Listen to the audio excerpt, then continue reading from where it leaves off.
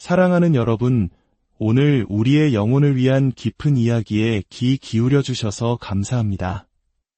이 시간이 여러분의 삶에 하나님의 은혜와 평강이 가득하기를 소망합니다. 우리가 함께 나눌 이 이야기가 여러분의 마음에 울림을 준다면 이 은혜를 주변의 소중한 이들과 함께 나누어 주십시오. 여러분의 구독과 공유는 이 귀한 복음의 여정을 계속하는 데 큰 힘이 됩니다. 이제 마르코가 전하는 거룩한 복음의 말씀으로 우리의 여정을 시작하겠습니다. 오늘 우리가 함께 묵상할 말씀은 마가복음 1장 9절부터 13절까지입니다. 그 무렵에 예수님께서는 갈릴레아 나자렛에서 오시어 요르단강에서 요한에게 세례를 받으셨다. 물에서 올라오신 예수님께서는 곧 하늘이 갈라지며 성령께서 비둘기처럼 당신께 내려오시는 것을 보셨다. 이어 하늘에서 소리가 들려왔다. 너는 내가 사랑하는 아들, 내 마음에 드는 아들이다. 그리고 곧 성령께서는 예수님을 광야로 내보내셨다. 예수님께서는 광야에서 40일 동안 사탄에게 유혹을 받으셨다. 또한 들짐승들과 함께 지내셨는데 천사들이 그분의 시중을 들었다. 이는 주님의 말씀입니다. 지난 시간 우리는 이런 이야기를 나누었습니다. 오늘날 많은 사람들이 예수님에 대해 이야기하고 그분과 관계를 맺고 싶어 하지만 종종 자신만의 방식으로 자신이 원하는 모습의 예수님을 만들어내려 한다는 것입니다. 하지만 우리가 만들어낸 예수, 우리의 생각과 기준에 딱 들어맞는 예수는 우리에게 도전하거나 우리의 생각에 반박할 수 없습니다. 그렇기에 진정으로 우리를 변화시키거나 구원할 힘이 없습니다. 만약 당신의 삶을 근본적으로 변화시킬 수 있는 진짜 예수님을 만나고 싶다면 우리 스스로 만들어낸 허상이 아닌 그분 고유의 실제를 가진 예수님을 찾아야만 합니다. 그 실제하는 예수님을 만나는 가장 확실한 길은 바로 신약 성경의 복음서를 통하는 것입니다. 오늘 우리는 그중 가장 먼저 쓰여진 마가복음을 통해 드디어 역사 속에 등장하시는 예수님을 만나게 됩니다. 마가는 놀라울 정도로 절제된 문체로 이 짧은 5구절 안에 인류 역사의 모든 것을 요약해 담아 놓았습니다. 이 구절들은 마치 작은 씨앗과 같아서 그 안에는 창조의 시작부터 구원의 완성까지 거대한 숲의 이야기가 담겨 있습니다. 이 5구절 속에 담긴 깊은 의미를 통해 우리는 춤이라는 하나의 이미지를 발견하게 됩니다. 그리고 우리 인생의 가장 큰 필요는 바로 그 춤 속으로 들어가는 것이며 오직 예수님만이 우리를 그 춤으로 이끌어 주실 수 있다는 사실을 배우게 될 것입니다. 먼저 제가 춤이라고 말했을 때 그것이 무엇을 의미하는지 살펴보겠습니다. 10절과 11절을 다시 보십시오. 예수님께서 물에서 올라오실 때 하늘이 갈라지고 성령이 비둘기같이 그분 위에 내려오셨습니다. 그리고 하늘에서 소리가 들려왔습니다. 너는 내가 사랑하는 아들, 내 마음에 드는 아들이다. 오늘날 우리에게 성령을 비둘기로 묘사하는 것은 그리 낯설지 않습니다. 마태, 마가, 누가, 요한복음서 모두에 등장하는 익숙한 이미지이기 때문입니다. 하지만 마가가 이 글을 쓸 당시 성령을 비둘기에 비유하는 것은 매우 드문 일이었습니다. 구약 성경 전체를 통틀어 단 한 곳, 당시 유대인들이 읽던 아람어 번역 성경인 타르굼에서만 그 흔적을 찾을 수 있습니다. 창세기 1장 2절, 하나님의 영은 수면 위에 운행하시니라 라는 구절이 있습니다. 여기서 운행하시니라로 번역된 히브리어 동사는 사실 품다 또는 헐헐 날다라는 뜻에 더 가깝습니다. 당시 랍비들은 이 구절의 생생한 느낌을 살리기 위해 타르굼에 이렇게 번역했습니다. 하나님의 영이 마치 비둘기처럼 수면 위를 헐헐 날아다니셨다. 그리고 하나님께서 말씀하셨습니다. 빛이 있으라. 바로 여기에 창세기 한 장에 나타난 태초의 창조 이야기가 있습니다. 세상의 첫 창조에는 세 존재가 함께했습니다. 바로 말씀하시는 하나님 아버지, 그분의 말씀 자체이신 아들, 그리고 물 위를 운행하시던 그분의 영, 성령입니다. 요한복음 한 장에서도 이와 같이 태초에 하나님과 그분의 말씀, 그리고 영이 함께 계셨음을 증언합니다. 즉, 이 세상은 삼위일체 하나님, 곧 성부와 성자와 성령의 공동사역으로 창조되었습니다. 마가는 지금 의도적으로 우리를 태초의 그 순간으로 데려가고 있습니다. 성부의 음성, 말씀이신 성자, 그리고 비둘기처럼 임하시는 성령. 마가는 말하고 있는 것입니다. 세상의 첫 창조가 삼위일체 하나님의 프로젝트였던 것처럼 이제 시작될 세상의 재창조, 즉 인류의 구원과 회복 역시 삼위일체 하나님의 프로젝트라고 말입니다. 그렇다면 창조와 구원이 삼위일체 하나님의 사역이라는 사실이 우리에게 그토록 중요할까요? 솔직히 말해 삼위일체 교리는 이해하기 어렵습니다. 한 분 하나님 안에 영원히 존재하는 세 인격, 이는 세 명의 신이 사이좋게 뭉쳐다니는 삼신론도 아니고 한 분의 신이 때에 따라 다른 모습으로 나타나는 양태론도 아닙니다. 삼위일체는 한 분의 하나님 안에 세 인격이 존재하며 이 세 인격은 영원 전부터 서로를 알고 서로를 사랑하며 서로를 영화롭게 한다는 심오한 진리입니다. 이 교리는 우리의 이성을 초월하기에 어렵게 느껴지지만 그 안에는 우리의 삶을 송두리째 바꿀 만큼 놀랍고 영광스러운 의미들이 폭발적으로 담겨 있습니다. 그 첫 번째 의미는 만약 이 세상이 삼위일체 하나님의 형상대로 창조되었다면 궁극적인 실제는 바로 춤이라는 것입니다. 예수님께서 물에서 올라오실 때 성부께서는 너는 내 사랑하는 아들이라 는 사랑의 말로 그분을 감싸 안으셨고 성령께서는 능력으로 그분을 덮으셨습니다. 성경은 우리가 이 장면을 볼 때 실은 실제의 심장부, 즉 우주의 본질과 삶의 의미 그 자체를 들여다보는 것이라고 말합니다. 왜냐하면 이것이 바로 영원 전부터 삼위일체 하나님 안에서 일어나고 있는 일이기 때문입니다. 그것은 바로 춤입니다. 성부와 성자와 성령은 서로를 영화롭게 하십니다. 한 신학자는 이를 이렇게 표현했습니다. 기독교에서 하나님은 비인격적이거나 정적인 존재가 아니다. 그분은 하나의 인격에 머무르지도 않는다. 하나님은 역동적이고 맥박치는 활동이며 생명이고 드라마이며 경외심을 잃지 않는다면 일종의 춤이라고 할 수 있다. 성부, 성자, 성령은 서로를 높이고 교제하며 자신을 내어주십니다. 각 인격은 다른 인격을 자신의 존재 중심에 품습니다. 끊임없이 자신을 열어 보이고 서로를 받아들이는 움직임 속에서 각 인격은 서로를 감싸고 아우릅니다. 이처럼 하나님의 내면 세계는 자기를 내어주는 사랑으로 넘쳐 흐릅니다. 이것이 왜 중요할까요? 이 삼위일체의 춤, 이 드라마, 이 패턴 전체가 바로 우리 각자의 삶 속에서 펼쳐지도록 예정되어 있기 때문입니다.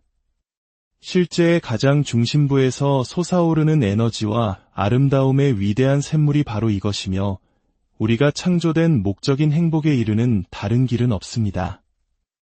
왜 춤이라는 표현을 사용할까요?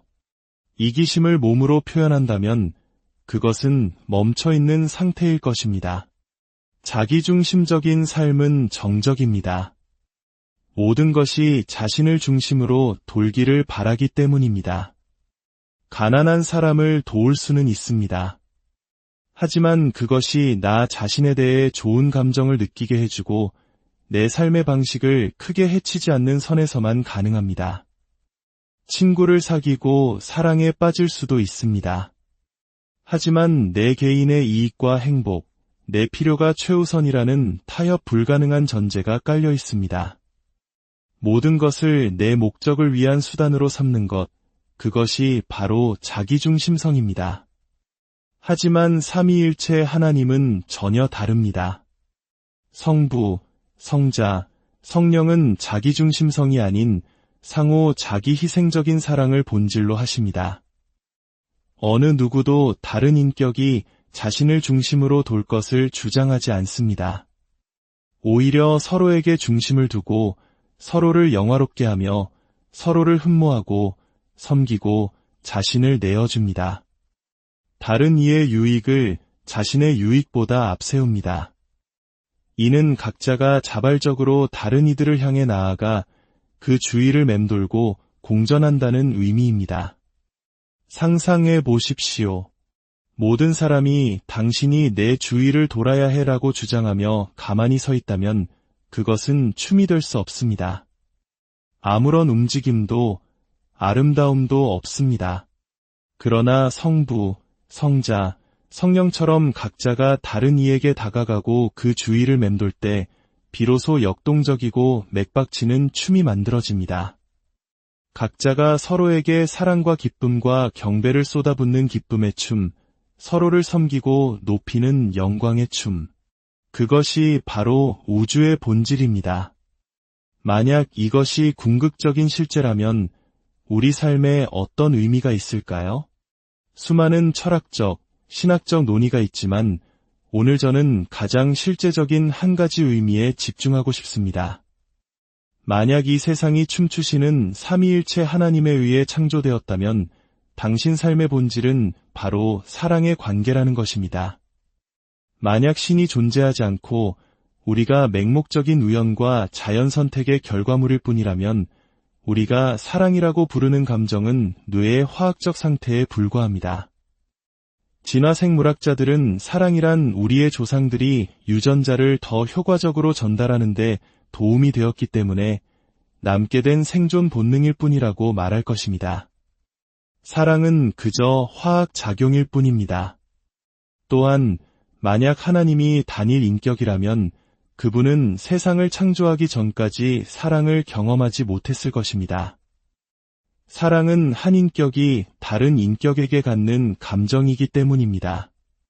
따라서 사랑은 그 단일 신에게 부차적인 것이며 그분의 본질은 사랑이 아니라 권능과 위대함이 됩니다. 그러나 만약 영원 전부터 시작도 없이 끝도 없이 궁극적 실제가 서로를 알고 사랑하는 인격들의 공동체라면 그것은 사랑의 관계가 이 세상의 가장 근본적인 실제임을 의미합니다. 이것이 왜 중요할까요? 우리가 사는 이 현대 사회를 보십시오. 특히 한국 사회는 어떻습니까? 우리는 끝없는 경쟁 속에서 관계보다는 성공, 돈, 성취가 더 중요하다고 배웁니다. 관계는 좋지만 내 개인적인 목표와 성공 가도를 방해해서는 안 된다고 생각합니다. 수많은 직업들이 성공을 위해서는 가족과의 시간이나 친구와의 우정을 희생하도록 구조화되어 있습니다. 우리는 모두 이런 문화의 영향을 받으며 살아갑니다. 하지만 만약 당신이 돈이나 성공, 경력을 풍성한 우정이나 신앙 공동체 안에서의 깊은 교제, 그리고 가족과의 사랑보다 앞세운다면 당신은 결국 실제라는 바위에 부딪혀 부서지고 말 것입니다. 왜냐하면 사랑이야말로 궁극적인 실제이기 때문입니다. 예수님께서 자기를 잃는 자는 자기를 얻을 것이라고 말씀하셨을 때 그분은 영원 전부터 성부, 성자, 성령께서 해오신 일을 우리에게 알려주신 것뿐입니다. 가만히 서서 모든 것이 내 주위를 돌게 만들어서는 결코 진정한 자아나 자존감을 얻을 수 없습니다.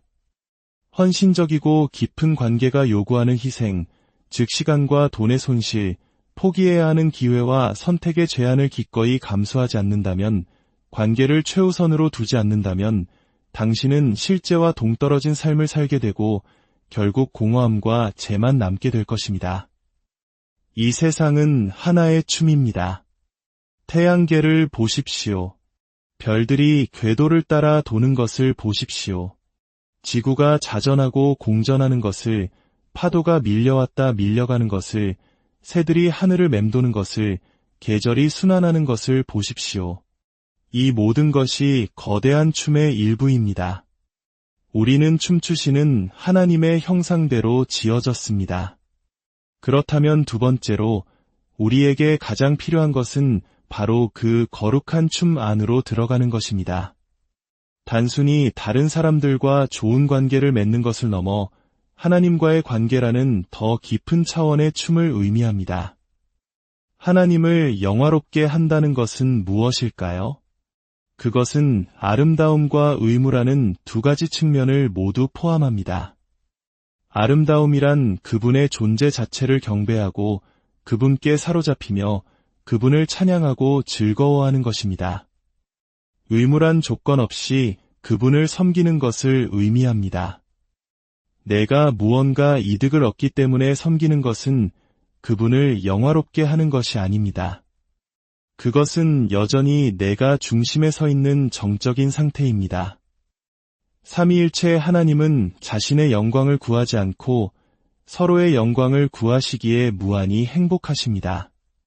사랑하는 사람을 만나고 그 사람을 세상 누구보다 소중히 여기며 무엇이든 해주고 싶을 때, 그리고 그 사람 역시 나를 똑같이 생각한다는 것을 알게 될 때 우리는 천국을 경험합니다.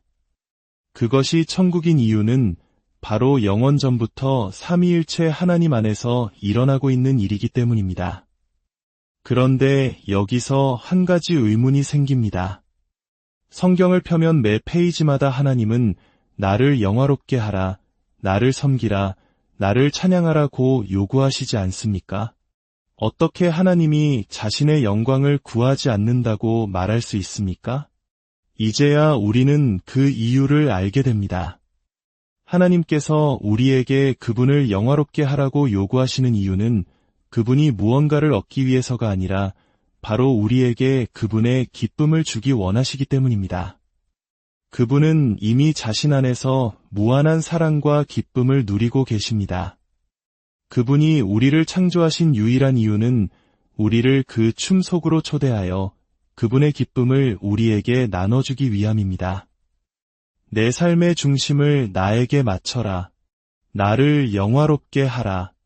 그러면 너는 내가 영원 전부터 누려온 이 기쁨의 춤으로 들어오게 될 것이다. 이것이 바로 우리를 향한 하나님의 초대입니다. 당신은 그 춤 안에 있습니까? 아니면 그저 신의 존재를 믿기만 합니까? 어려울 때만 기도하는 신앙에 머물러 있습니까? 인생은 춤이며 우리에게는 그 무엇보다 이 거룩한 춤에 참여하는 것이 필요합니다. 하지만 우리는 두렵습니다. 하나님께서 말씀하시는 모든 것에 좋든 싫든 순종하겠습니다. 하나님께서 내 삶에 보내시는 모든 것에 좋든 싫든 감사하겠습니다. 라는 서약서에 서명하라고 한다면 우리는 겁을 먹고 주저할 것입니다. 그것은 우리를 춤으로 초대하는 것이지만 동시에 우리의 통제권을 내려놓으라는 요구이기 때문입니다. 그렇다면 두려움에 떠는 우리가 어떻게 그 춤으로 들어갈 수 있을까요?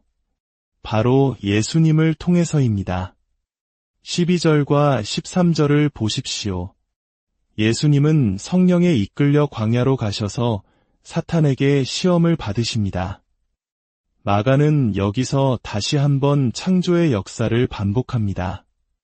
창세기에서 인류 역사가 시작된 직후 사탄의 유혹이 에덴 동산에 찾아왔습니다. 이제 새로운 인류의 시작인 예수님의 사역이 시작되는 순간 똑같이 사탄의 유혹이 찾아옵니다. 하지만 결정적인 차이가 있습니다. 첫사람 아담은 완벽한 동산에서 시험을 받았지만 둘째 아담이신 예수님은 거친 광야, 들짐승들 사이에서 시험을 받으십니다. 이는 예수님께서 아담보다 훨씬 더 혹독한 시험을 통과하셨음을 보여줍니다. 첫 아담에게 주어진 시험은 선악과를 먹지 말라는 것이었습니다. 하나님은 이유를 설명하지 않으셨습니다. 만약 우리가 이해가 되기 때문에 순종한다면 그것은 하나님을 사랑해서가 아니라 내 이익을 위한 계산일 뿐입니다. 하나님은 나를 사랑하기 때문에 오직 나를 위해 순종하라고 요구하셨습니다. 그러나 아담은 실패했습니다. 하지만 둘째 아담이신 예수님은 겟세마네 동산에서 궁극적인 시험을 받으십니다. 첫 아담에게는 생명나무가 있었지만 둘째 아담 앞에는 십자가라는 저주의 나무가 있었습니다. 하나님은 첫 아담에게 순종하면 살리라고 하셨지만 그는 불순종했습니다. 하나님은 둘째 아담에게 순종하면 죽으리라고 하셨고 그는 순종했습니다. 예수님께서 우리 죄를 위해 십자가에서 죽으실 때 그분은 무엇을 얻으셨습니까? 그분은 이미 삼위일체 안에서 완전한 영광과 사랑을 누리고 계셨습니다. 그분은 우리를 위해 죽으심으로써 아무것도 얻지 않으셨습니다. 그 순간 그분은 우리를 영화롭게 하셨고 우리 주위를 맴돌며 우리를 위해 춤추셨습니다. 그것이 바로 십자가입니다. 그분은 우리를 조건 없이 사랑하셨습니다. 우리가 무엇을 해서가 아니라 그저 우리 존재 자체를 사랑하셨습니다. 당신이 이 사실을 진정으로 깨닫고 그것이 당신 마음에 아름답게 다가올 때 당신은 비로소 그 춤으로 들어가기 시작한 것입니다. 예수님께서 십자가를 지신 것은 우리에게 다가와 나와 함께 춤추지 않겠는가? 라고 손을 내미신 것입니다. 그분의 사랑이 우리의 두려움을 녹이고 우리 마음속 사탄의 거짓말을 깨뜨릴 때 우리는 비로소 우리를 중심으로 돌던 삶을 멈추고 그분을 중심으로 돌기 시작합니다. 그럴 때 우리는 삼위일체의 생명 속으로 이끌려 들어갑니다. 우리가 회개와 믿음으로 그분께 나아갈 때 하나님은 다시 우리 주위를 맴도시며 우리를 기뻐하십니다. 우리의 행위 때문이 아니라 오직 예수님 안에 있기 때문입니다. 하나님은 이제 우리를 보실 때 너는 내가 사랑하는 자녀, 내 마음에 드는 자녀다라고 말씀하십니다. 이 춤이 없이는 우리는 살아갈 수 없습니다. 결론적으로 이 진리는 우리에게 세 가지를 가르쳐 줍니다. 첫째, 공동체 안에서 살아가십시오. 공동체이신 하나님을 홀로 만날 수는 없습니다. 서로에게 그리스도의 사랑을 보여주는 공동체 안에서만 우리는 그분을 온전히 알 수 있습니다. 둘째, 찬양하는 법을 배우십시오. 우리의 기도가 간구로만 채워지지 않도록 하십시오. 찬양은 기쁨의 하나님과 우리를 연결하는 통로입니다. 한현자는 찬양은 내면의 건강함이 소리가 되어 나타난 것이라고 했습니다. 셋째, 어려움이 따르더라도 예수님께 당신의 삶을 드리십시오. 마가는 예수님께서 들짐승과 함께 계셨다는 구절을 덧붙였습니다. 당시 로마의 그리스도인들은 실제로 들짐승에게 던져지는 박해를 받고 있었습니다. 마가는 그들에게 말하고 있는 것입니다. 두려워 말라. 당신들이 사자굴에 던져질 때 주님께서 함께 걸으실 것이다. 그분을 조건 없이 순종하고 온전히 찬양하며 공동체 안에서 그분을 기다리십시오. 기도하겠습니다. 아버지 하나님, 당신이 누구이시며 우리가 어떤 존재로 부름받았는지, 이 우주가 진정 무엇에 관한 것인지에 대한 이 장엄한 비전을 보여주시니 감사합니다. 우리가 주님을 붙들 때 우리의 미래에 기쁨이 있음을 믿습니다. 이 세상은 잔치를 향해, 사랑을 향해, 기쁨과 교제를 향해 나아가고 있습니다. 우리를 영원한 춤으로 초대하시는 삼위일체 하나님의 은혜에 감사하며 이 궁극적인 실제에 맞게 살아갈 수 있도록 도와주시옵소서. 우리 주 예수 그리스도의 이름으로 기도합니다. 아멘. 오늘 함께 해주신 여러분의 삶에 이 영원한 사랑의 춤으로 우리를 초대하시는 삼위일체 하나님의 은혜와